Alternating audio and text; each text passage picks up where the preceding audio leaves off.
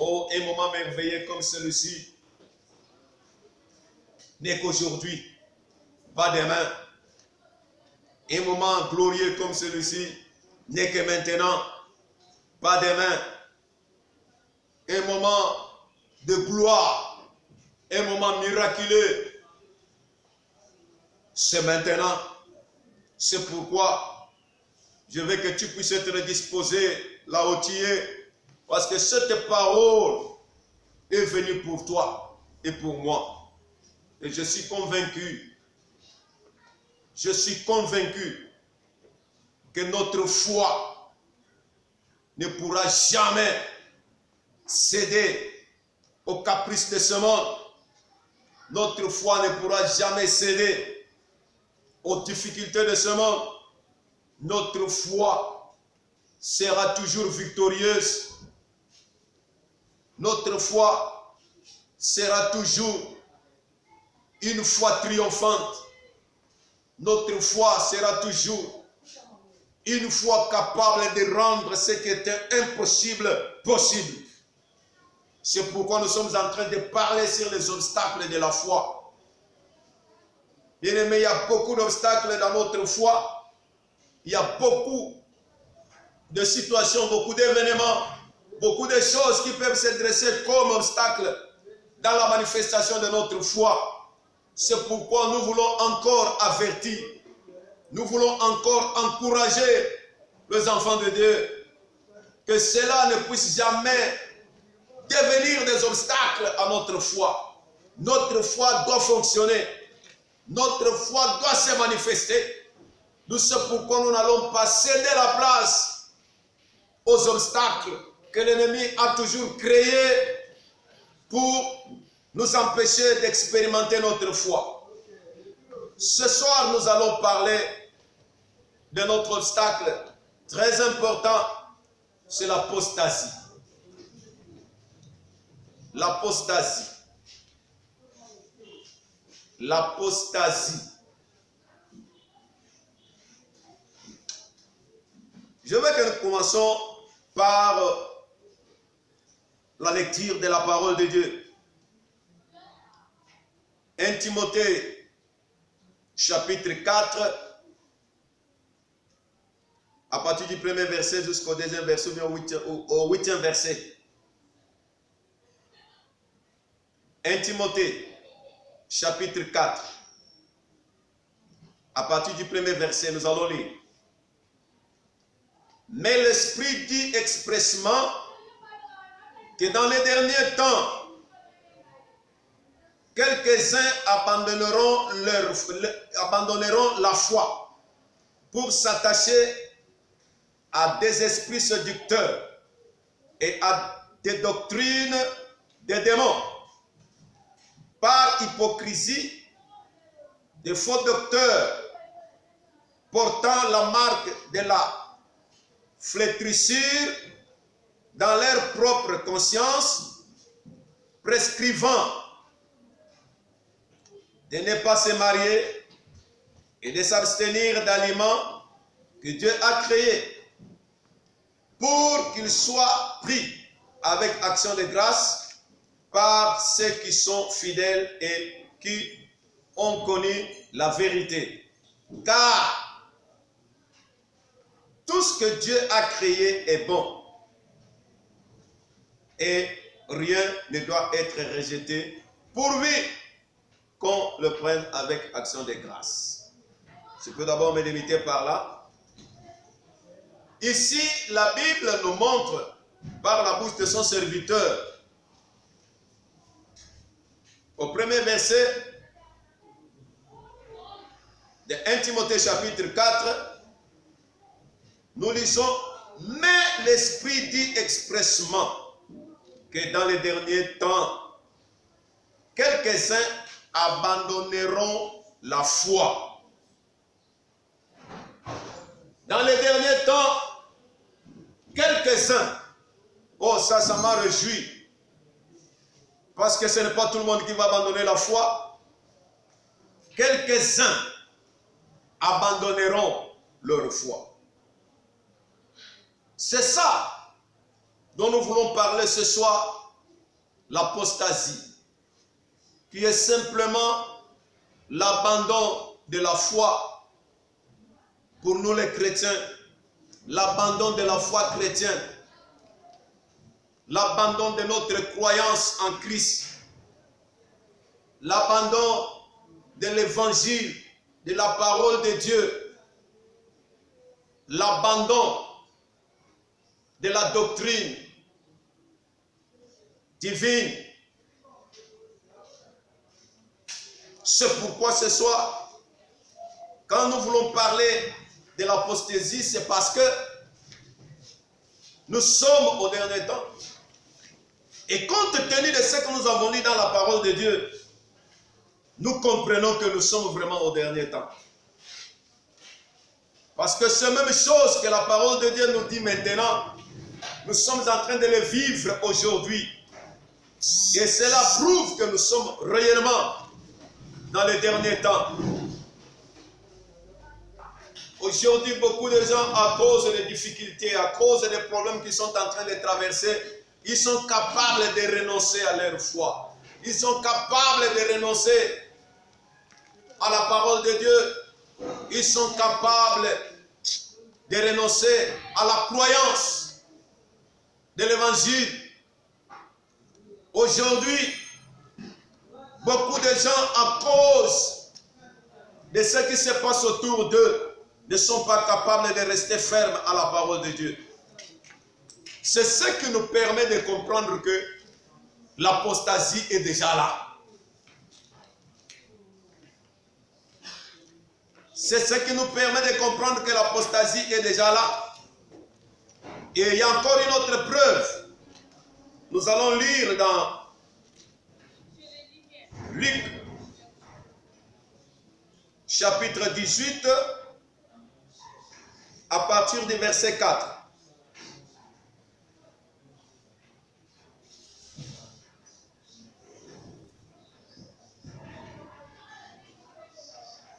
Luc, chapitre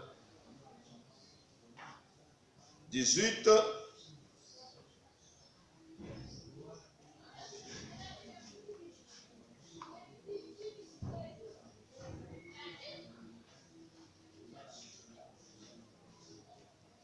nous allons trouver, nous allons chercher.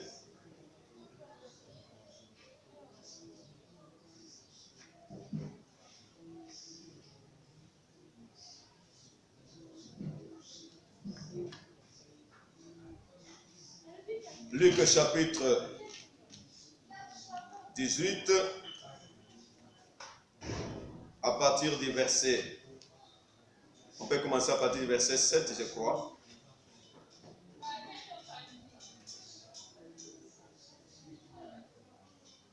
Luc chapitre 18, à partir du verset 7, nous lisons. Et Dieu ne fera-t-il pas justice à ses élus qui crient à lui jour et nuit? Et tardera-t-il à leur égard? Je vous l'ai dit, il leur fera promptement justice. Mais quand le Fils de l'homme viendra, trouvera-t-il la foi sur la terre? Ça, c'est la question qui nous a été donnée. Et pour nous montrer que aujourd'hui, plusieurs personnes, à cause des biens matériels, à cause des positionnements dans les lieux de travail, à cause d'un intérêt quelconque matériel de ce monde, beaucoup ont renoncé à la foi. C'est pourquoi la parole de Dieu nous demande encore, parce que Jésus reviendra bien sûr. Et quand il reviendra, trouvera-t-il la foi? Trouvera-t-il, mon frère, ma soeur, de la manière que tu avais commencé, le jour où tu avais reçu Jésus-Christ dans ta vie, tu t'es décidé, tu as dit, oui Seigneur, je vais te suivre, sois mon Seigneur, sois mon Sauveur. À partir d'aujourd'hui, j'abandonne mon ancienne vie et je vais maintenant commencer une nouvelle vie en toi. Tu t'es confié à lui. Tu as commencé à écouter la parole de Dieu. Tu as commencé à vivre la vie des fils de Dieu, des filles de Dieu. Mais aujourd'hui,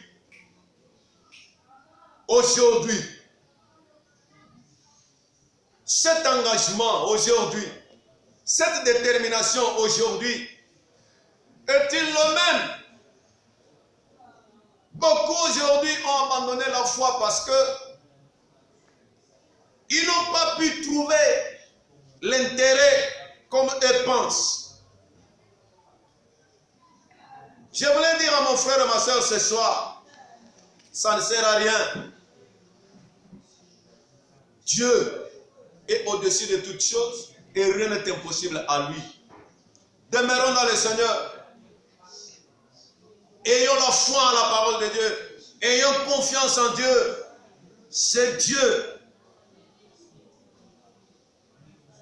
qui t'a appelé, qui a fait que tu puisses rencontrer sa parole, a un bon projet pour toi. Restons fermes, demeurons fermes dans la foi et dans la parole de Dieu. C'est ça ce qui nous prouve que nous sommes réellement dans les derniers temps. Ne nous amusons pas, bien-aimés. Il y a beaucoup de preuves, il y a beaucoup de choses qui nous prouvent bien que nous sommes dans les derniers temps et l'apostasie est en train de battre son plein. Pour quelques-uns, je veux que tu sois parmi ceux-là qui n'ont pas abandonné la foi, mais ceux-là qui sont restés fermes, ceux-là qui ont compris que notre vie ne dépend pas de nous-mêmes, mais notre vie dépend de notre Seigneur Jésus-Christ. Et nous voulons encore lire un autre point très important qui va nous prouver encore que l'apostasie est déjà là. Et nous sommes en train de vivre pendant cette période, pendant ce temps, les éléments qui peuvent nous prouver qu'il y a l'apostasie.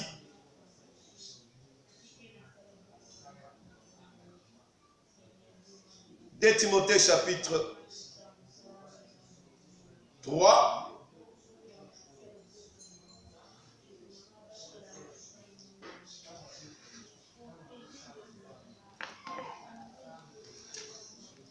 De Timothée chapitre 3, à partir du premier verset jusqu'au 5e verset.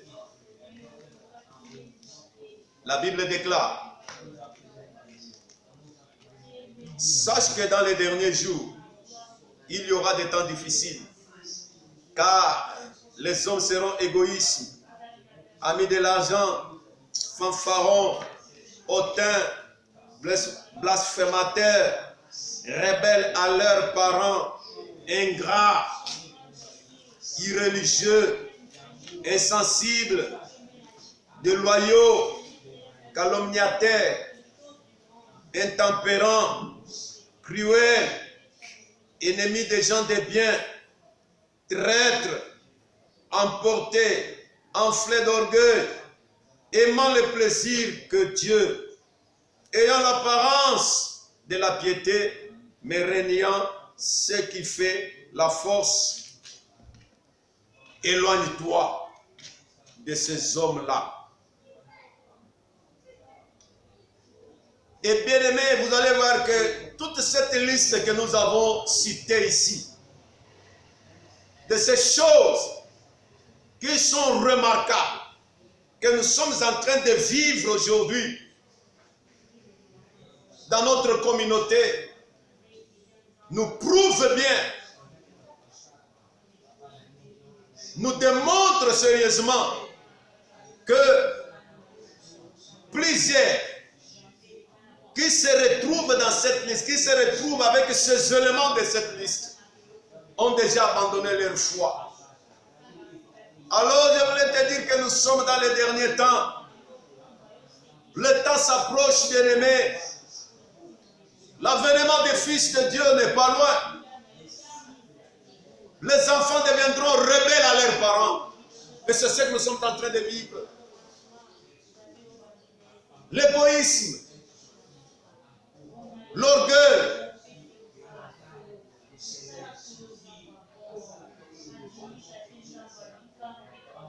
blasphémateur, rebelle.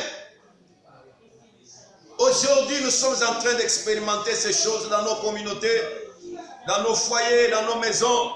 C'est pour t'avertir, bien-aimé, pour te dire que prépare ta vie à la rencontre de notre Seigneur. Rencontre de notre Dieu.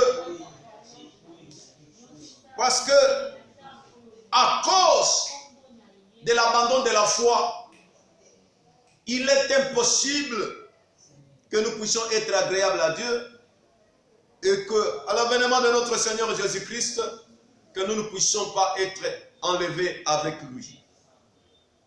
Nous sommes réellement au dernier temps. Nous avons besoin de rester fermes, demeurer dans la parole de Dieu et ne pas céder aux caprices de l'ennemi.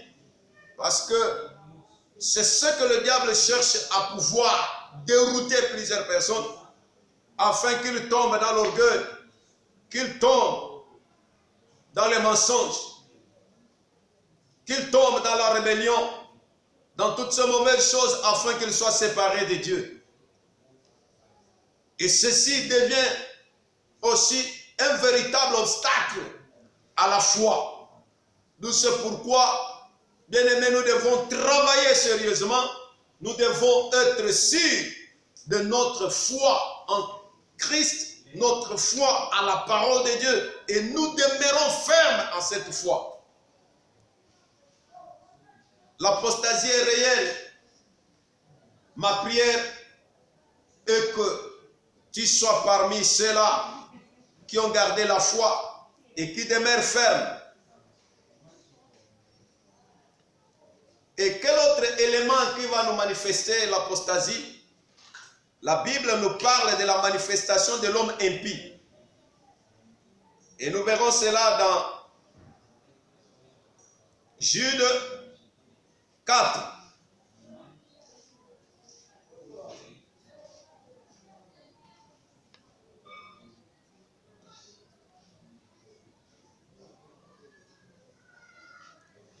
Ici, la Bible nous déclare, car il s'est glissé parmi vous certains hommes dont la condamnation est écrite depuis longtemps.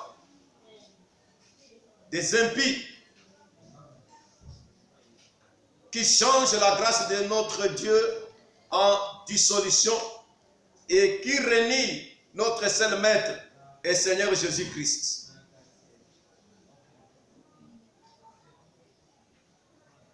Et aujourd'hui, vous allez remarquer, bien aimés, qu'il y a plusieurs doctrines, plusieurs personnes qui s'élèvent. Auparavant, spécialement ici chez nous au Congo, c'était difficile de voir la Rose-Croix faire la campagne. Mais aujourd'hui, ces gens sont sortis. Ils sont à la portée de tout le monde. Ils sont en train de prêcher la Rose-Croix, même évangéliser. Ils sont en train de prêcher.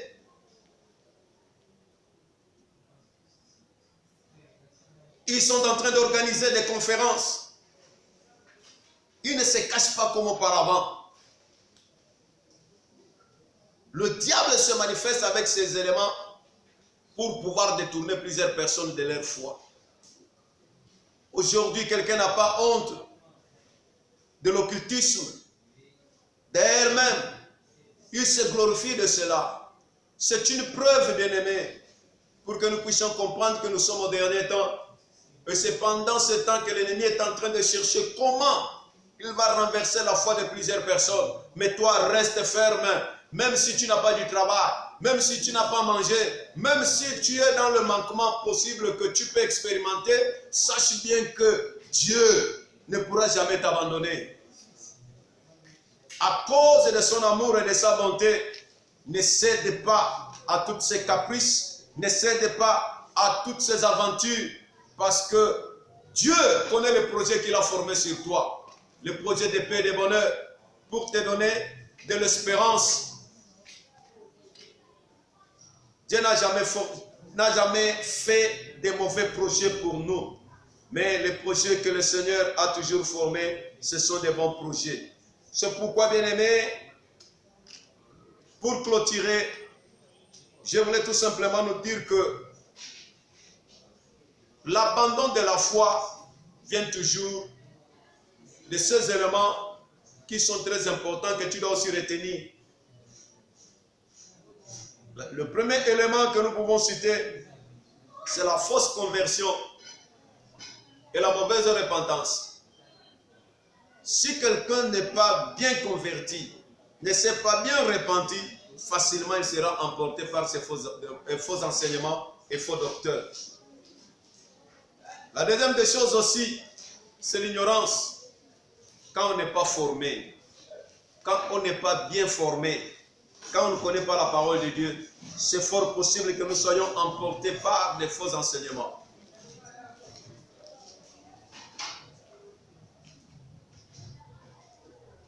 La troisième chose, c'est quoi aussi? C'est l'impatience. Quand on n'est pas patient, on peut se laisser emporter par le discours des mensonges de l'ennemi. Et par là, on abandonne sa foi pour se donner à n'importe quoi. Bien-aimés, que cela puisse être retenu dans notre cœur. Que Abraham, à cause de l'impatience, il s'est retrouvé en Égypte. Mais pendant que Dieu lui avait demandé de demeurer, de rester à l'endroit où il l'avait placé, à cause de la famine, il a voulu poursuivre, il a voulu suivre d'autres personnes. C'est pourquoi ce soir, je voulais encore, bien-aimé, te conseiller et te dire que peu importe ce que nous sommes en train de traverser, restons patients.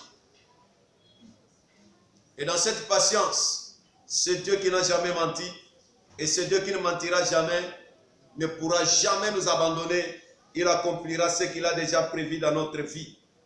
Reste ferme dans la parole de Dieu, étudie la parole de Dieu, aie confiance en Dieu, sois patient, et la main de l'Éternel t'accompagnera. Que le Seigneur te bénisse. Ce soir, je voudrais encore que nous puissions prier, afin que Dieu nous soutienne, pour que notre foi reste ferme à la parole de Dieu, que rien ne puisse perturber notre foi ou déséquilibrer notre foi, que rien ne puisse nous amener à abandonner la foi. Prions. Notre Père et notre Dieu, nous te bénissons, nous te rendons des actions de grâce encore ce soir.